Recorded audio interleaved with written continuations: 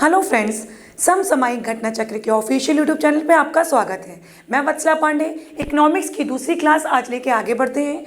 कल हमने basic economics के बारे में, मिक्स इकोनॉमिक के बारे में, मिश्रित अर्थव्यवस्था के बारे में पढ़ा था। आज हम अपनी अर्थव्यवस्था को आगे लेके चलते हैं। क्लियर?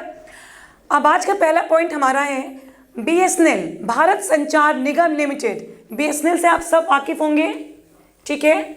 BSNL की स्थापना कब हुई? सन 2000 में हुई। इससे पहले क्या थी? आप कमेंट बॉक्स में मुझे लिख के बताएंगे, ठीक है। इससे पहले BSNL से पहले इसका नाम क्या था? क्लियर? तो BSNL की स्थापना कब हुई? सन 2000 में हुई।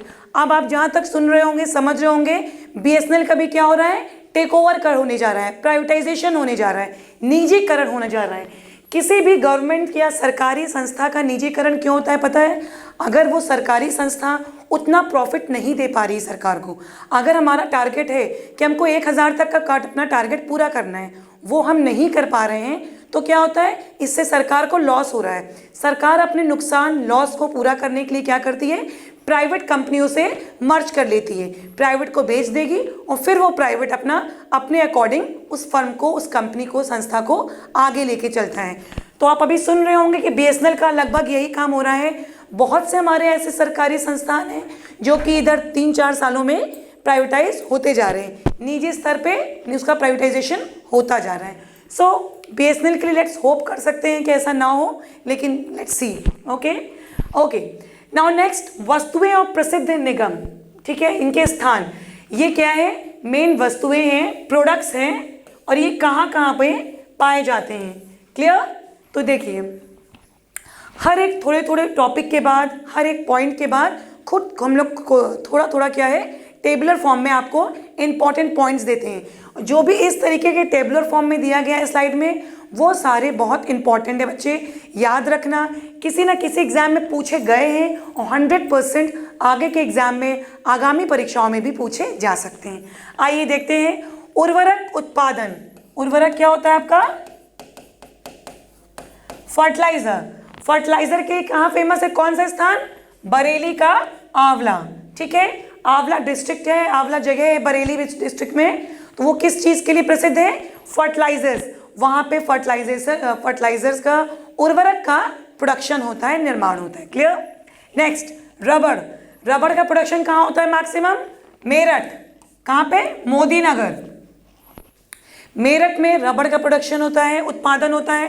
पॉलीफाइबर, अ पार्ट ऑफ पॉलीथीन, ठीक है, पॉलीफाइबर। इसका कहाँ पे हो रहा है? बाराबंकी, नियर लखनऊ। आप जानते हैं, आप सब बाराबंकी से वाकिफ होंगे। विस्फोटक कारखाना, एक्सप्लोसिव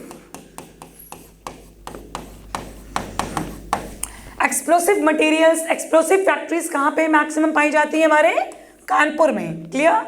तो ये 4 पॉइंट हो गए जो कि हमारे मेन इंपॉर्टेंट पॉइंट्स के बाद हमने इसे टेबुलर फॉर्म में आपके लिए ला दिया, जिससे कि एक साथ पॉइंट पे पढ़ते पढ़ते कंफ्यूज या बोर ना हो। क्लियर? सो फिर से एक बार बता दे रही हूँ आपको, उर्वरक उत्पादन, फर्टिलाइजेशन प्रोडक्शन, आंवला बरेली में, रबड़ मोदी नगर मेरठ में, पॉलीफाइबर बाराबंकी और विस्फोटक कारखाना कानपुर में। क्लियर?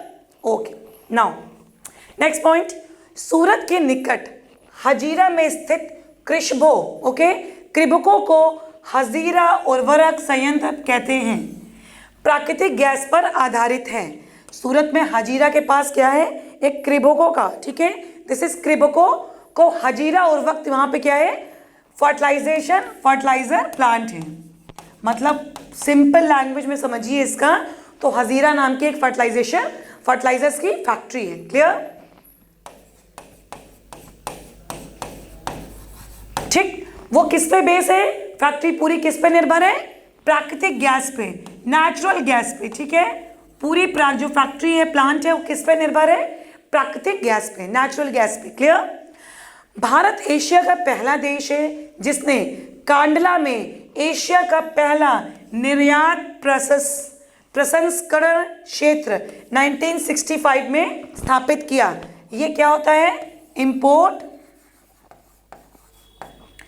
प्रसंस्करण को क्या बोलते हैं? किसी को पता है? यूनिट, ठीक है। क्या हो गया? भारत एशिया का पहला ऐसा देश है जिसने कांडला में, कहाँ पे? कांडला कहाँ पे है? सब लोग लिख के बताएंगे मुझे। एशिया का पहला निर्यात प्रसंस्करण क्षेत्र में 1965 में स्थापित किया गया।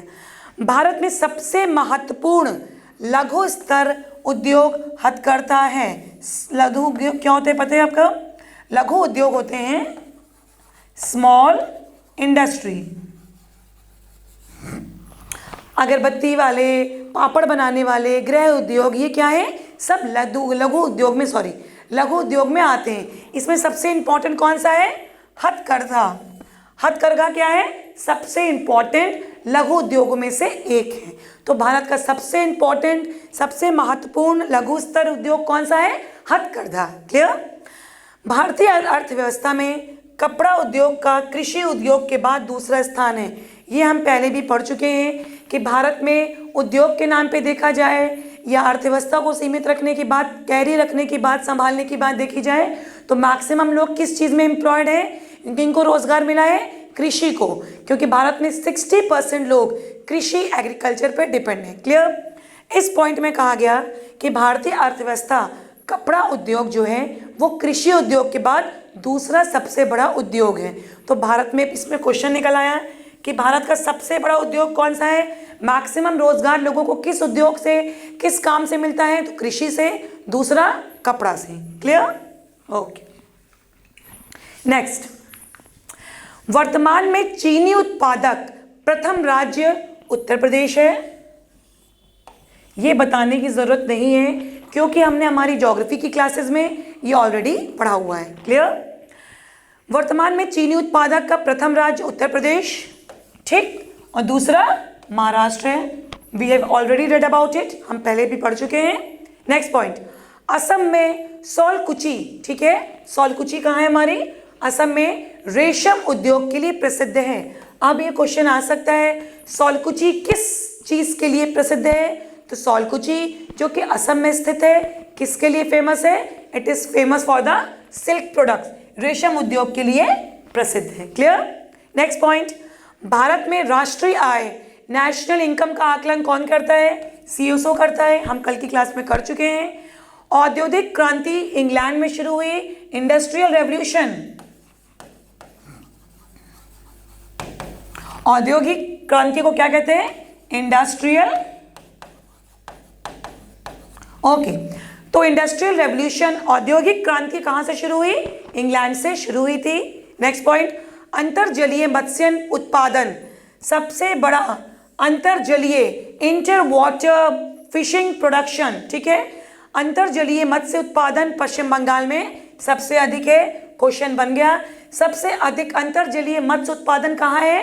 तो पश्चिम बंगाल में है। Clear? Okay okay, what is this?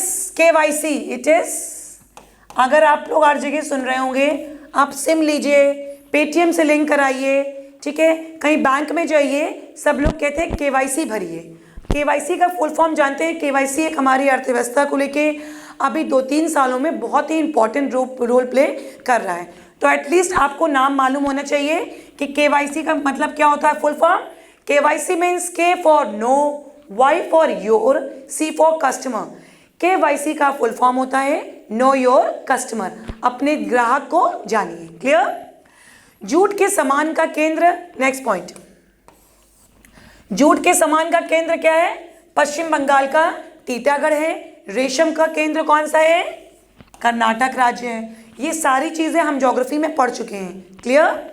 तो जूट के सामान का केंद्र पश्चिम बंगाल, रेशम का कर्नाटक। उत्तर प्रदेश में स्थित भदोही जिला कालीन उत्पादन के लिए प्रसिद्ध है।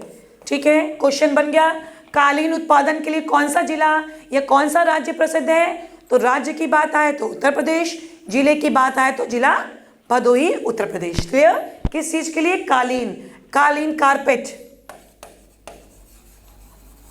Okay, carpet. नेक्स्ट पॉइंट, अखबारी कागज, बहुत इंपॉर्टेंट है। अखबारी कागज का सबसे अधिक उत्पादन Bharat national news print and paper mills limited Nepanagar में होता है। ये भी हमने पढ़ा है। भारत के उद्योग हम सारे पढ़ चुके हैं हमारी ज्योग्राफी की क्लासेस में। तो यहाँ पे क्या, सिर्फ आपको रिवाइज करना है, ज़्यादा कुछ नहीं। तो अखबारी कागज का सबसे बड़ा उत्पादन कहाँ पे होता है?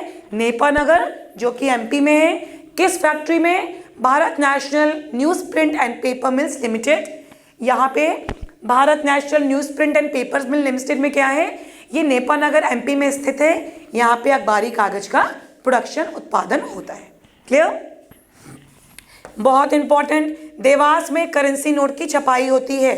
देवास कहाँ है? आप कमेंट बॉक्स में मुझे लिख के बताएंगे। It is also in MP. ठीक है, तो करेंसी नोट की छपाई कहाँ होती है? देवास में। भारत विश्व में मत्स्य उत्पादन में चीन के बाद दूसरे स्थान पे है। तो विश्व में मत्स्य उत्पादन, एक पॉइंट से 2 क्वेश्चन मिला कि विश्व में मत्स्य उत्पादन में सबसे शीर्ष पे कौन है? तो चीन है, चाइना है। और भारत में मत्स्य उत्पादन क्या है? चीन के बाद विश्व में दूसरे स्थान पे भारत है। क्लियर? HAL हम पहले भी पढ़े हैं। हिंदुस्तान एरोनॉटिक्स लिमिटेड वायुयान के उपकरणों का उत्पादन करती है। हम पहले भी पढ़ चुके हैं। एशिया की सबसे बड़ा एल्युमिनियम संकुल नेशनल नाल्को, अगर आपको याद हो, नाल्को, हिंडाल्को, बाल्को, ये तीनों एल्युमिनियम फैक्ट्रीज हैं, एल्युमिनियम के कारखाने हैं, जिन्हें कि हम अपने ज्योग्राफी के उद्योग में पढ़ चुके हैं। It is just for the revision कि एशिया का सबसे बड़ा एल्युमिनियम प्लांट कौन सा है? It is NALCO, national aluminium company limited. इसकी स्थापना हुई थी 1981 में, 1981 में नाल्को की स्थापना हुई थी। ये भारत का सबसे बड़ा एल्युमिनियम का कारखाना है। क्लियर? महारत्न कंपनियां की संख्या 10 है, नवरत्न कंपनियों की संख्या 14 है। ये पॉइंट बहुत इंपॉर्टेंट है कि भारत में कुल कितने महारत्न हैं? तो भारत में कुल महारत्न कितने हैं? 10 हैं। और नवरत्न कितने हैं? 14। तो क्वेश्चन पूछा जा सकता है कि भारत में कुल महारत्न कंपनियों के नाम बताइए या सुमेलित कीजिए, तो बताइएगा। अगर नंबर पूछता है तो भारत में कितनी नवरत्न कंपनियां हैं? तो कितनी है? 14, महारत्न 10। क्लियर? ओके। मिनी रत्न कैटेगरी में CPSEs में 61। ओके, मिनी रत्न देखिए, महारत्न हो गया। अब इसको मैं बता दूं आपको,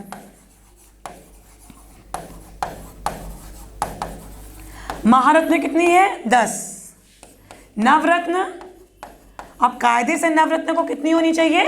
9, लेकिन कितनी है? 14। मिनी रत्न कैटेगरी 1, मिनी रत्न कैटेगरी कितनी है? 61। और मिनी रत्न कैटेगरी 2, मिनी रत्न कैटेगरी 2 कितनी है? 12 है। तो ये भारत की प्रमुख जितनी कंपनियां हैं, पब्लिक सेक्टर कंपनियां हैं, उनके हैं। महारत्न कितनी है? 10, नवरत्न 14। नवरत्न से कंफ्यूज मत होइएगा कि नवरत्न है तो 9 आ जाएगी, नहीं, नवरत्न कितनी रहेगी? 14। मिनी रत्न कैटेगरी 1 में 61 कंपनियां हैं और मिनी रत्न कैटेगरी 2 में 12 कंपनियां हैं। ठीक है, अब हमारी जो मेन इंपॉर्टेंट महारत्न कंपनियां हैं, सबसे ज़्यादा प्रॉफिट देने वाली, सबसे ज़्यादा यहाँ पे जानते हैं सिलेक्शन कैसे होता है? डायरेक्टली आपको गेट क्वालिफाई करना पड़ता है, इक्वल टू IAS। इतना आप क्वालिफाई करोगे, गेट क्वालिफाई करने के बाद तब आप यहाँ पे इंटरव्यू देने के लिए एलिजिबल हो सकते हो। सिर्फ इंटरव्यू के लिए पहुँच सकते हो, होना ना होना वो अलग बात है। तो आइए देखते हैं भारत की 10 महारत्न कंपनियाँ कौन सी है। हमारी भेल, हमने सबके बारे में पढ़ चुके हैं हम, इतना बड़ा नाम सोच के डरिएगा नहीं। भारत हैवी इलेक्ट्रिकल्स लिमिटेड, भेल, कोल इंडिया लिमिटेड, ठीक है। गेल हम पढ़ चुके हैं, गेल क्या थी? कमेंट बॉक्स में इसका फुल फॉर्म बताइएगा, ज्योग्राफी क्लासेस में पूरा किया हमने इसे। Indian Oil Corporation Limited, IOCL, हम सब जानते हैं, petrol diesel LPG। National Thermal Power Corporation, ठीक है। 6th वाली oil and natural gas company, oil से रिलेटेड 2 कंपनियां हैं, ऑयल एंड गैस है, और national and natural gas oil company. Steel Authority of India, SAIL. Bharat Petroleum, HPCL, ये भी पेट्रोल वाली आ गई, ठीक। हिंदुस्तान पेट्रोलियम कॉर्पोरेशन, ठीक, ये वाली भी, एक second. Power grid corporation of India, ठीक है। पावर ग्रिड क्या है? बिजली उत्पादन के लिए, क्लियर हो रहा है? पावर ग्रिड किस लिए? आपकी बिजली उत्पादन के लिए। तो ये हमारी प्रमुख 10 महारत्न कंपनियां हैं। इन 10 के नाम आपको 100% याद होने चाहिए। कभी भी एग्जाम में 3 देगा ये और 1 दे देगा आपको नवरत्न, तो अगर आपको इनके नाम याद होंगे क्वेश्चन कभी गलत नहीं होंगे। तो प्लीज़ इसका स्क्रीनशॉट ले लीजिए या नोट कर लीजिए कि भारत में कुल कितनी नवरत्न कंपनियां हैं, 10, और 10 के नाम हैं। इन 10 कंपनियों के बारे में हमने ज्योग्राफी के क्लासेस में पढ़ चुके हैं, इसलिए ज़्यादा डिटेल नहीं करेंगे। आइए आगे। रोजगार की दृष्टि से उत्तर प्रदेश का सबसे बड़ा उद्योग हथकरघा है। हम इसके बारे में पहले ही पढ़ चुके हैं। लघु उद्योग, स्मॉल स्केल इंडस्ट्री जिसे कहते हैं, तो यूपी में सबसे बड़ा रोजगार कौन दे रहा है? ये लघु उद्योग दे रहा है, जिसमें क्योंकि लघु उद्योग में क्या चीज? हथकरघा उद्योग। ठीक। औद्योगिक विकास की दृष्टि से उत्तर प्रदेश का पश्चिमी क्षेत्र में क्या आएगा? आपका आगरा, झांसी, सब क्या आएगा? पश्चिमी क्षेत्र में आएगा।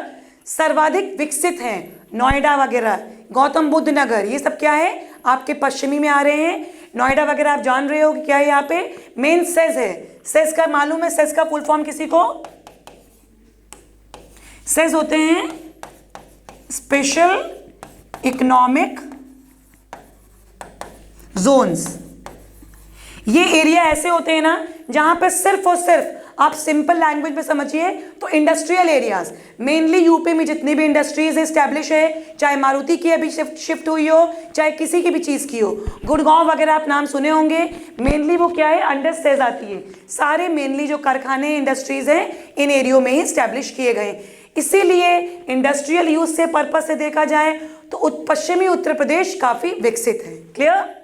नेक्स्ट पॉइंट, विश्व स्तर पे सीमेंट उत्पादन में भारत का दूसरा स्थान है। कमेंट बॉक्स में बताइएगा कि पहला किसका है, हम इसको भी पढ़ चुके हैं। क्लियर? भारत में औद्योगिक विकास के हेतु संयुक्त क्षेत्र मतलब यूनिट एरिया का विचार विमर्श 1956 में औद्योगिक नीति प्रस्ताव में किया गया था। सेकेंड पंचवर्षीय योजना कब आई थी? मुझे बताइएगा, हमने कल की क्लास में किया था। पहली पंचवर्षीय योजना में क्या हुआ था? कृषि को बढ़ावा दिया गया था, ग्रीन रेवोल्यूशन वगैरह लाया गया था, कृषि को बढ़ावा दिया जाए। दूसरी में हमने कारखाने और उद्योगों को बढ़ावा देने की कोशिश की। क्लियर?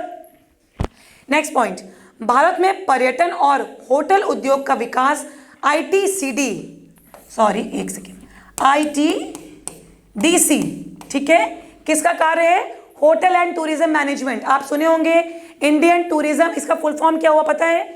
इंडियन टूरिज्म ऑफ, देखिए टूरिज्म होटल, ठीक, तो इसका फुल फॉर्म हुआ भारत में पर्यटन और होटल उद्योग मतलब टूरिज्म एंड होटल मैनेजमेंट किसके अंडर आता है? ITDC के अंडर। ठीक है।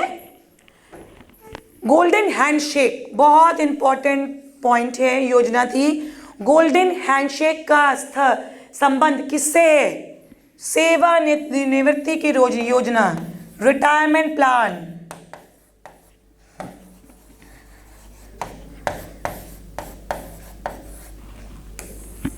ओके, सो गोल्डन शेक हैंड किससे तात्पर्य करता है? ये किससे संबंधित है? तो गोल्डन शेक हैंड आपका स्वैच्छिक वॉलंटरी जिसे आप कहते हैं VRS, वॉलंटरी रिटायरमेंट स्कीम योजना प्लान। ठीक है, VRS से संबंधित होती है गोल्डन हैंडशेक योजना। क्लियर? हजीरा उर्वरक, ये देखिए हम पढ़ चुके हैं ऑब्वियस पहले ही। हजीरा उर्वरक कारखाना किस पे डिपेंड है? पूरा नेचुरल गैस पे। ओके, अब कुछ फिर हम आ रहे हैं टेबुलर फॉर्म। अभी तक हमने क्या किया? पॉइंट वाइज पढ़े थे, कंफ्यूजन ना लगे, बोरिंग ना लगे, फिर एक टेबल बीच में आ गई। क्लियर? ओके, इसमें क्या है? स्थान दिए गए हैं और कहाँ पे इनके केंद्र हैं, किस स्थान पे किस चीज के प्रमुख औद्योगिक केंद्र हैं। आइए देखते हैं। विशाखापट्टनम में क्या है? पोत निर्माण हम देख चुके हैं। मूरी झारखंड में एल्युमिनियम, गुरुग्राम में मोटर गाड़ियां इंपॉर्टेंट है। मारुति कहाँ स्टैब्लिश हुई है? मारुति का नया प्लांट देख लीजिए। पंकी इट इज इन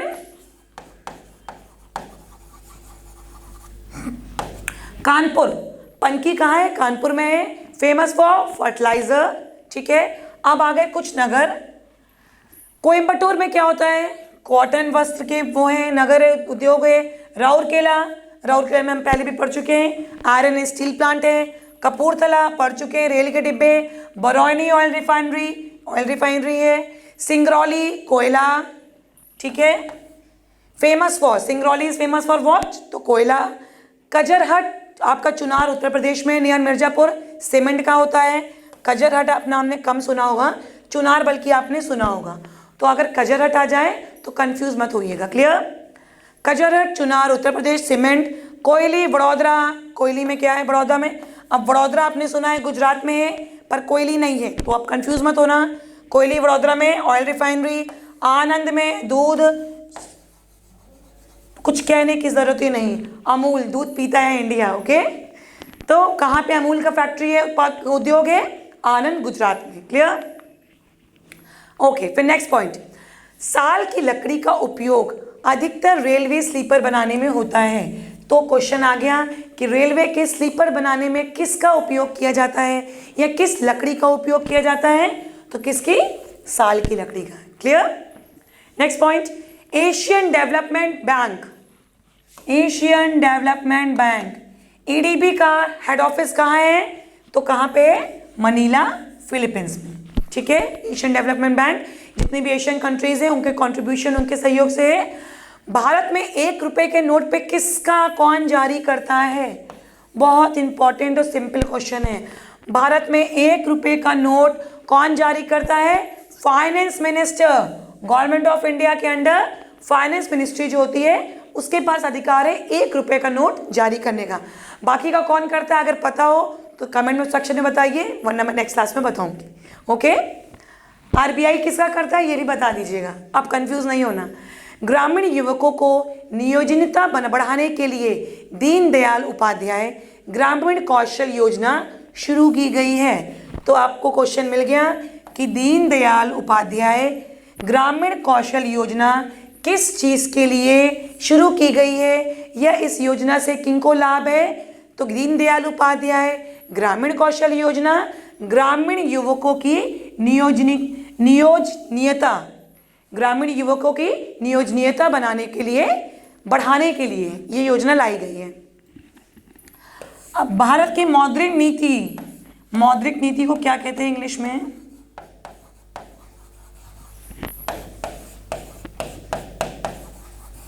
ओके, तो भारत में मौद्रिक नीति that is known as monetary policy कौन लाता है, किसके अंडर होती है? तो it is under RBI. RBI का काम है भारत की मौद्रिक नीति लाना, उसके बारे में सारी रिपोर्ट बनाना, वही बनाता है।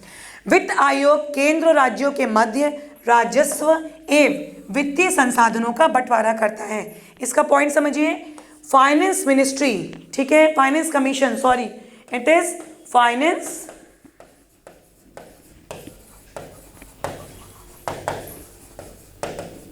ओके।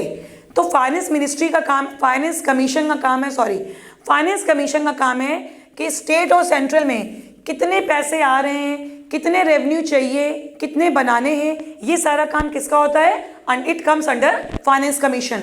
फाइनेंस कमीशन का काम है कि स्टेट को या सेंट्रल को कितना पैसे किस योजना के लिए चाहिए और कितनी लगनी है, कितनी लगने के बाद कितना बचा, टोटल उनके सारे रेवेन्यू के रिकॉर्ड, सारे लेन देन, सारे वित्तीय फाइनेंस संसाधन, टैक्सेस, स्टेट और सेंट्रल में कहाँ से पैसे आ रहे हैं, टैक्सेस आ रहे हैं, कहाँ पे देना है, ये सारा कुछ कौन करता है? It comes under the finance commission. Finance commission की रिस्पॉन्सिबिलिटी है, ये काम है उनका, ये कार्य है कि राजस्व, स्टेट और केंद्र, सेंट्रल और स्टेट के मध्य क्या करना? राजस्व एवं वित्तीय संसाधनों का बंटवारा करना। क्लियर? आर्थिक समीक्षा की तैयारी कौन करता है? आप बताइए मुझे, आर्थिक समीक्षा क्या होती है? Economic survey. इकोनॉमिक्स में ना, अर्थव्यवस्था में हिंदी के टर्म्स थोड़े से आपने कम हो सकता है सुने, लेकिन वही चीज़ें अगर इंग्लिश के टर्म्स में आएंगी तो एक बार में ऐसे क्लिक करती है। क्लियर? तो इकोनॉमिक सर्वे कौन लाता है?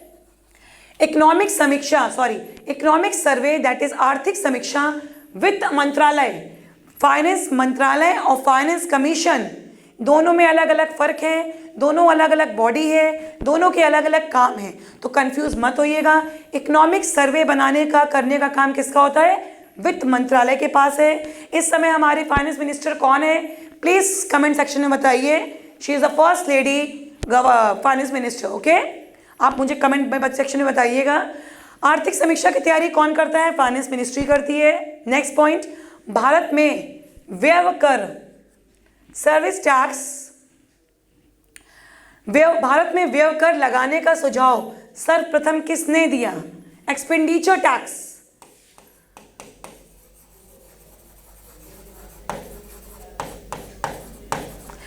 तो भारत में व्यय कर लगाने का सुझाव सर्वप्रथम कॉल्डोर ने दिया था। ठीक है, भारत में व्यय कर लगाने का सुझाव सर्वप्रथम कॉल्डर ने दिया था। नेक्स्ट पॉइंट, 14वें वित्त आयोग की सिफारिश 1 अप्रैल 2015 से 5 वर्ष के लिए लागू की गई, तो कितनी होगी? इस समय कौन सी होनी चाहिए अगर इसके मानने में देखी जाए तो 15वीं। ठीक, तो 14वीं वित्त आयोग की सिफारिश कब की गई? 1 अप्रैल 2015 को, जो कि 5 साल के लिए की जाती है, लागू हुई। प्राथमिक घाटे को, प्राइमरी डेफिसिट, कुछ वर्ड्स ऐसे हैं जिसको मैं इंग्लिश में लिख दे रही हूं, प्लीज आप नोट कर लीजिएगा। प्राइमरी, कभी कभी इकोनॉमिक्स में क्वेश्चन इंग्लिश के टर्मिनोलॉजी से ही पूछ सकते हैं, इसीलिए मैं सारी टर्मिनोलॉजी आपको हिंदी को इंग्लिश में ट्रांसलेट करके दे रही हूं कि आपको कंफ्यूजन ना हो। क्लियर? प्राथमिक घाटे को प्राप्त करने हेतु राजकोषीय घाटे से ब्याज अदायगियों को घटा दिया जाता है। ठीक है, अब राजकोषीय घाटा क्या है? Revenue deficit.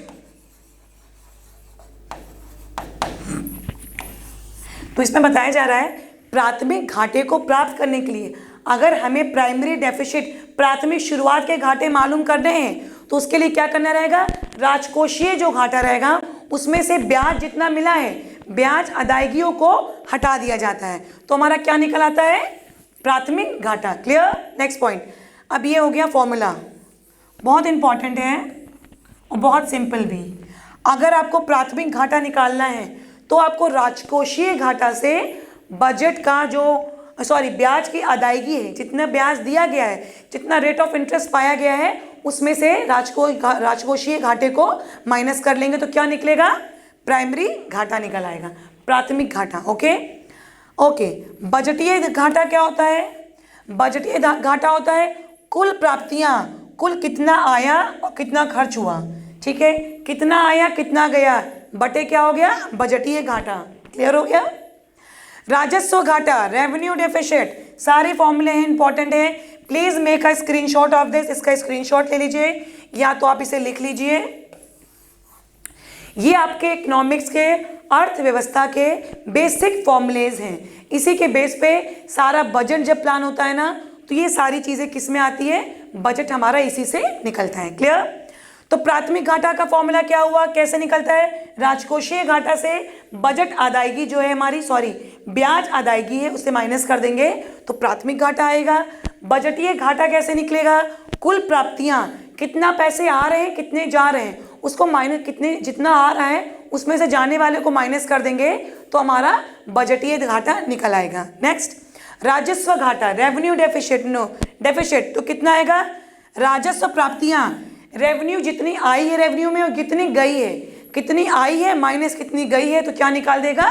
Revenue deficit. ये सारा क्या हुआ आपके घाटों के बारे में। सभी घाटों में राजकोषीय घाटा सर्वाधिक बड़ा होता है। कौन सा होता है? ये नहीं, ये राजकोषीय घाटा जो रहता है वो सबसे बड़ा घाटा होता है। क्लियर? ओके। नेक्स्ट, अब हमारा आ गया, हमने सुने होंगे जीएसटी के बारे में सुना है आपने? अभी तक नहीं था, अब ये आया है। इसे कहते हैं वस्तु एवं सेवा कर। इसे हम लिख दें गुड्स एंड सर्विस टैक्स। तो गुड्स एंड सर्विस टैक्स क्या हो गया आपका? जीएसटी। आपने सब सुना होगा। इस बिल को लाने में भी बहुत ज़्यादा परेशानी हुई थी, बहुत ज़्यादा बार, कई बार अमेंड हुआ, आया, फिर हटा, फिर आया, लेकिन फाइनली अब आ गया है, इम्प्लीमेंट हो चुका है। जीएसटी एक अप्रत्यक्ष कर है। अब इसके बारे में आपको बता दें, कर 2 प्रकार के होते हैं, प्रत्यक्ष और अप्रत्यक्ष। प्रत्यक्ष कर डायरेक्ट टैक्सेस, जो डायरेक्ट लिया जाता है। अप्रत्यक्ष कर इनडायरेक्ट टैक्सेस, इसके बारे में भी हम पढ़ेंगे, जिसमें लगभग केंद्र एवं राज्यों के पूर्ववर्ती अप्रत्यक्ष करों को विलय हो जाता है। जीएसटी क्या था? जीएसटी क्या है? जितने भी इनडायरेक्ट टैक्सेस थे आपके, चुंगी थे, सेल्स टैक्स थे। ठीक है, सेल्स टैक्स सबसे अच्छा एग्जाम्पल है। इनडायरेक्ट टैक्सेस का, ठीक है। और डायरेक्ट टैक्स में इनकम टैक्स, इनकम टैक्स क्या होता है आपका, डायरेक्ट टैक्स होता है। सेल्स टैक्स जो पहले था अब वो इनडायरेक्ट टैक्स था, उसी सेल्स टैक्स को या इन्होंने कहा है जितने भी लगभग जिसमें केंद्र और सरकार के जितने भी पूर्ववर्ती पहले के अप्रत्यक्ष कर थे उनको क्या किया गया, सभी अप्रत्यक्ष करों का विलय कर दिया गया। जितने भी इनडायरेक्ट अप्रत्यक्ष कर थे उन सब का विलय कर दिया गया। उसमें से एक टैक्स निकला, कौन सा, GST, goods and service tax. Clear. GST क्या होता है, जीएसटी निर्माता से लेके उपभोक्ता मतलब प्रोड्यूसर से लेके और कंज्यूमर तक वस्तुओं एवं सेवाओं पर एकल कर होता है। मतलब जो चीज प्रोड्यूसर पे हुई है, कारखाने के मालिक, कंपनी फैक्ट्री मालिक से लेके हम लोग जो उपभोक्ता हैं, उपभोग करते हैं वस्तुओं का, कंज्यूमर हैं, हम तक क्या रहेगा, सिंगल एकल टैक्स रहेगा। ओके। क्या जीएसटी का क्या मतलब हुआ, जीएसटी टैक्स का मतलब ये हुआ, गुड्स एंड सर्विस टैक्स का मतलब ये हुआ कि जो उपभोक्ता से लेके वस्तुओं के कंज्यूमर उपभोक्ता से लेके निर्माता से लेके उपभोक्ता तक वस्तुओं और सेवाओं का एकल टैक्स होता है। Clear, unitary. यह कर प्रत्येक चरण में केवल मूल्यवर्धन पर ही लगाया जाता है, ठीक है। वैल्यू एडेड सर्विसेज पर ही लगाया जाता है। क्या, जीएसटी क्या होता है, यह कर प्रत्येक सर्विस में और टैक्सेस में हर स्टेप पे, हर स्टेज पे केवल मूल्यवर्धन, ठीक है, वैल्यू एडेड सर्विसेज पर ही लगाया जाता है। कौन सा, जीएसटी। जीएसटी के दो घटक होते हैं, ठीक है। जीएसटी के क्या है, दो घटक हैं, एक सीजीएसटी, एक SGST. C for central, S for state. अब छोटा सा एग्जाम्पल ले लीजिए, मान लीजिए आप हल्दीराम गए डोसा खाने, ओके, आपका डोसा हुआ 100 रुपये का। क्लियर। 18% इन्होंने क्या किया है, टैक्स लगाया है। तो 100 के बाद 18% सीजीएसटी, 18% एसजीएसटी। टोटल बिल कितने का बनेगा, 136 रुपये का। 100 रुपये का डोसा था, डोसे की वैल्यू हमारी 100 थी, लेकिन उस पर फिर 18% अगर टैक्स है, हो सकता है घट बढ़ भी जाए क्लास के आने पीछे तक। तो मान लीजिए कि एज्यूम कीजिए कि 18% टैक्स है होटल रेस्टोरेंट पे, तो आपका 18% सीजीएसटी लगा, 18% एसजीएसटी लगा। मतलब 18% केंद्र ने ले लिया टैक्स, 18% राज्य सरकार ने, स्टेट ने ले लिया। टोटल 100 रुपये के डोसे की कीमत कितनी आई, 136 रुपये। 100 रुपये गया हल्दीराम के पास, ठीक है, 100 रुपये गया हल्दीराम के पास और 18 रुपये केंद्र के पास, 18 राज्य के पास। ये होता है जीएसटी का पूरा नियम, ठीक। सिंपल लैंग्वेज मैंने आपको इसलिए बताया, रेस्टोरेंट आप सब लोग जाते होंगे, आप कभी आपने बिल देखा हो तो आपको मालूम होगा, नहीं देखा होगा तो कहीं भी आप बिल लेते हैं ना, आप उस पर देखा करिएगा, एक जितने अमाउंट का आपका सामान होगा, चाहे वो रेस्टोरेंट हो, खाना हो, इलेक्ट्रॉनिक आइटम हो, वॉशिंग मशीन हो, यहाँ तक कि कार वगैरह भी हो, ठीक है, मोबाइल हो, आपका जितना अमाउंट का सामान रहेगा वो, उसके बाद सीजीएसटी एसजीएसटी लगता ही लगता है। क्लियर। नेक्स्ट पॉइंट, किसी राज्य के अंदर होने वाले व्यवसाय पर एक साथ दोहरा टैक्स लगेगा। केंद्र सरकार सीजीएसटी लगाएगा, कर संग्रह करेगी, जबकि राज्य सरकार एसजीएसटी लगाएगा और संग्रह करेगी। मतलब क्या है, किसी भी बिजनेस में क्या होगा, जैसे कि मैंने बताया आपको, डबल टैक्स पे करना पड़ता है हमें, ठीक है। हमने डोसा 100 रुपये का खाया, हमने 18 रुपये टैक्स दिया सेंट्रल को भी, 18 रुपये दिया राज्य को भी। ये दोनों क्या करेंगे, अपने अपने कोष में वो हमारे 18 रुपये ले लेंगे। मतलब हमें क्या होता है, हमारे किसी भी राज्य के अंदर दोहरा टैक्स का मतलब यही हुआ कि हमें हर बिल पे, हर अमाउंट पे सीजीएसटी और SGST, central GST and state GST देना पड़ेगा। Clear, okay. जबकि देखिए राज्य की बात हुई, विद इन द स्टेट, जबकि अंतरराष्ट्रीय व्यापार में, इंटरनेशनल ट्रेड पे क्या है, केवल एक ही कर, एकीकृत वस्तु एवं सेवा कर, मतलब आईजीएसटी, ठीक है, इंटीग्रेटेड, एकीकृत, केंद्र लगाया जाता है, संग्रहित किया जाता है। इसे केंद्र और मध्य के बीच क्या होता है, देखिए स्टेट पे लगाया गया, जैसे कि हमने बताया स्टेट पे 18% का लगा, हमारे डोसे पे 18 स्टेट ने अपना लिया, सेंट्रल का लिया। ये राज्य की बात हुई, स्टेट्स की बात हुई। लेकिन अगर राज्य के बाहर अंतरराष्ट्रीय हुई, इंटरनेशनल पे ट्रेड पे हुआ, तो इंटरनेशनल ट्रेड पे क्या होता है, IGST लगता है, एक ही टैक्स लगता है, ठीक है। अगर वो 18 लगा है तो 18 ही लगेगा, 18 18 36 नहीं लगेगा। उस 18 में ही 9 स्टेट ले लेगा और 9 सेंट्रल ले लेगा। इस चीज़ में कंफ्यूज मत होइएगा कि स्टेट टैक्सेस में और इंटरनेशनल टैक्सेस में फ़र्क है। स्टेट टैक्सेस डबल टैक्स होता है, 2 बार लिया जाता है, सेंट्रल के लिए भी स्टेट के लिए भी। लेकिन जहाँ इंटरनेशनल टैक्सेस की बात हुई वहाँ पे IGST लगेगा, एक ही बार लगेगा। फॉर एग्जाम्पल अगर 18 रुपये लगे तो 18 18 2 नहीं लगेंगे राज्य की तरह, 18 ही लगेगा। उस 18 में से 9 राज्य लेगा और 9 केंद्र लेगा। क्लियर? Okay, next point. वर्तमान स्वरूप में GST के तहत सभी वस्तुओं सेवाओं को 5 समूहों में वर्गीकृत किया गया है। तो GST को कितने पॉइंट में वर्गीकृत किया गया आपके? GST को आपके 5 वर्गों में, 5 ग्रुप्स में बांटा गया है। GST को गुड्स एंड सर्विस टैक्सेस है ना, उनको 5 भागों में, 5 ग्रुप्स में बांटा गया है। नेक्स्ट पॉइंट, अति आवश्यक वस्तुएं। अभी ये चीजें आपने एसेंशियल सर्विसेज या प्रोडक्ट्स, अभी 2 साल से हम लोग कोरोना हम लोगों के पीछे पड़ा है, हम लोग इससे परेशान हैं। तो आपने कई चीज़ नई सुनी होगी, लॉकडाउन, क्वारंटाइन, ठीक है, मास्क, सैनिटाइजर, सोशल डिस्टेंसिंग, ये सारी चीज़ें हम आपके आजकल डेली रूटीन में बन गया है। ओके, तो अति आवश्यक वस्तुएं, एसेंशियल सर्विसेज, एसेंशियल प्रोडक्ट्स, आपने ये भी सुना होगा कि लॉकडाउन लग गया है लेकिन एसेंशियल सर्विसेज, अति आवश्यक सेवाएं चालू रहेंगी, अति आवश्यक वस्तुएं मिलती रहेंगी। तो अति आवश्यक क्या होती है देखिए, जैसे दूध, अंडा, दही, खुले खाद्यान्न मतलब खाने पीने की चीज़ें, अनाज, स्वास्थ्य सेवाएं, ठीक है, हेल्थ सर्विसेज, शिक्षा सर्विसेज, ये क्या है, इन सबको क्या किया गया है, कर से छूट प्रदान है। जितने भी एसेंशियल सर्विसेज हैं, एसेंशियल प्रोडक्ट्स हैं, उसमें टैक्सेस नहीं लगता है। बहुत अच्छी बात है, कल को इसमें भी लग जाएगा, कोई बड़ी बात नहीं हो जाएगी। अब दूध है, अमूल दूध आता है, इस समय शायद 29 रुपये का आ रहा है, ठीक है, तो इसमें अभी सरकार टैक्स नहीं लगा रही है। अगर टैक्स लगा देना तो इसका रेट भी हमारे तक पहुँचते पहुँचते इतना हो जाए, क्योंकि 30% का अगर आप निकालोगे, 30 रुपये का 10% तो 3 रुपये आएगा, ठीक है। 18% आपका 3, मान लीजिए 4 रुपये आ गया लगभग, तो उस 4 रुपये में 2 रुपये सेंट्रल का लगेगा, 2 स्टेट लेगा, तो ये 29 का दूध हमें कितने का पड़ेगा, 33 का पड़ेगा। तो अभी तक यही मतलब है कि जो हमारी एसेंशियल सर्विसेज है, एसेंशियल प्रोडक्ट्स हैं, सर्विसेज इसलिए कह रही हूँ कि स्वास्थ्य सर्विसेज, हेल्थ सर्विसेज, ठीक है, शिक्षा की सर्विसेज, ठीक है, ये क्या है,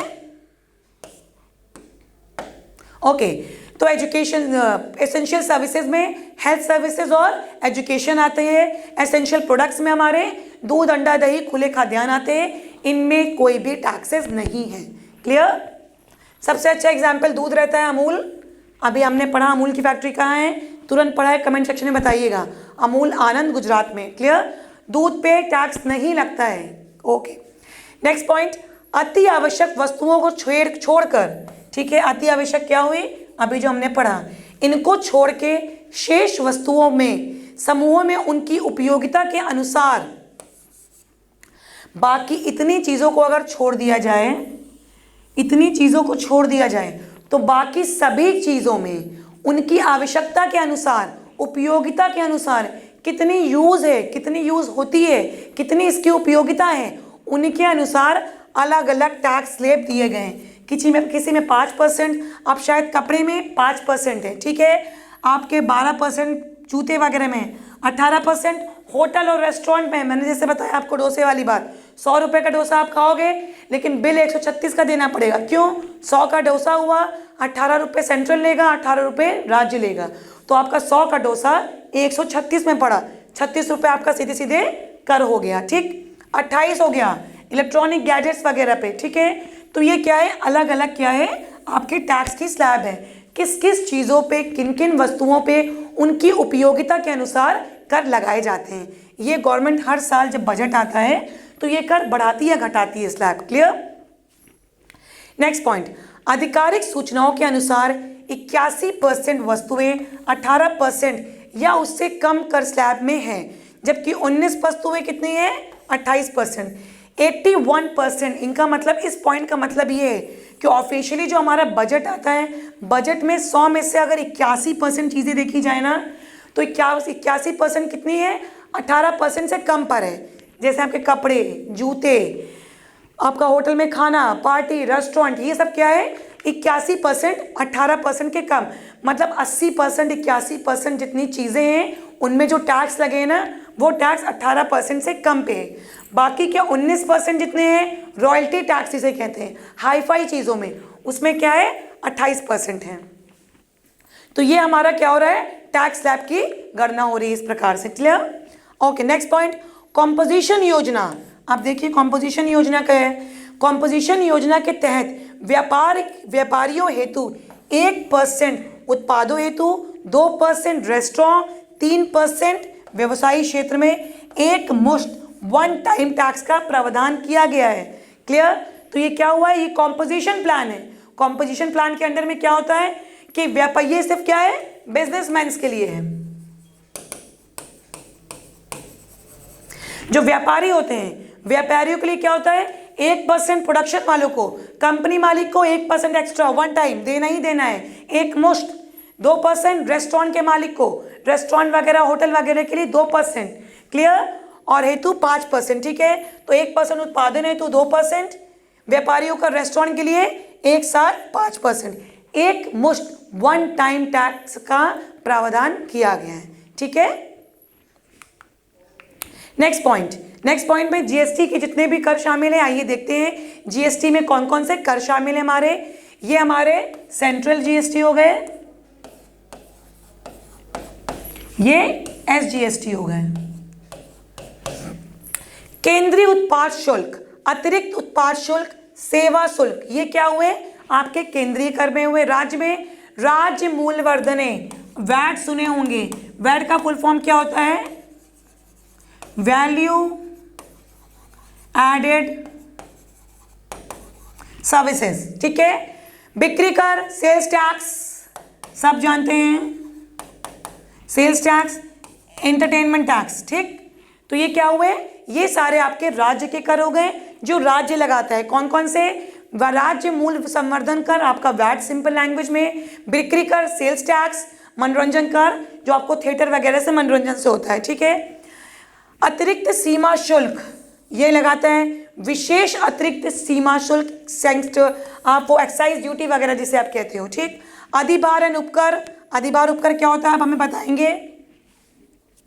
सेस का नाम सुने होंगे आप, अधिभारण उपकर वो हुआ। चुंगी कर किसके अंडर आता है, चुंगी प्रवेश कर सेंट्रल स्टेट लेती है। लॉटरी सट्टा जुए पर कर कौन लेता है, स्टेट लेती है। ये सारे क्या है, ये सिंपल लैंग्वेज में अगर बात की जाए, ये जो टेबल है ये सारे टैक्सेस क्या हैं सेंट्रल के अंडर में है। ये सारे टैक्स सेंट्रल के पास जाते हैं, ये सारे टैक्स स्टेट लगाती है, स्टेट को मिलते हैं। वैट हो गया, सेल्स टैक्स, एंटरटेनमेंट, चुंगी कर आप जानते हैं जो चुंगी पे वसूली की जाती है, लॉटरी सक्का जुए कर, राज्यों के अधिभार सेस एंड डेफिसिट। ठीक है, ये सारे आपके टैक्सेस हो गए। ओके चिल्ड्रेन, तो आज का क्लास यहीं पे हम फिनिश करते हैं, कल हम अर्थव्यवस्था को लेके आगे बढ़ेंगे। Thank you.